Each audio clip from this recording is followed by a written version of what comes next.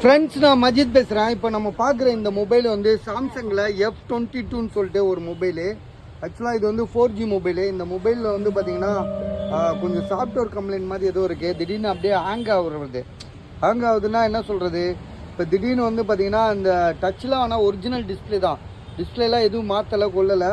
So இதில் வந்து பார்த்தீங்கன்னா திடீர்னு வந்து நின்றுது. இப்போ நல்லா இருக்குது, ஆனால் திடீர்னு வந்து இந்த மாதிரி நின்றுது.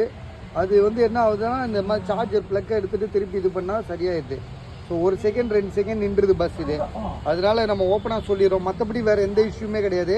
ஸோ கஸ்டமர் என்ன சொல்கிறாங்கன்னா, இது ரொம்ப நாள் நான் யூஸ் பண்ணாமல் வச்சுட்டேன், அதனால இது மாதிரி ஆகிப்போச்சு அப்படின்றாங்க. சாம்சங் கேலக்ஸியில் வந்து பார்த்திங்கன்னா F22 4GB RAM 64GB inbuilt. இதோட விலை வந்து பார்த்திங்கன்னா உங்களுக்கு வந்து ரொம்ப கம்மி தான், அதாவது 2500க்கு தான் தரேன். ஸோ இதை வாங்கி நீங்கள் வந்து சர்வீஸ் பண்ணிக்கலாம், என்ன வேணாலும்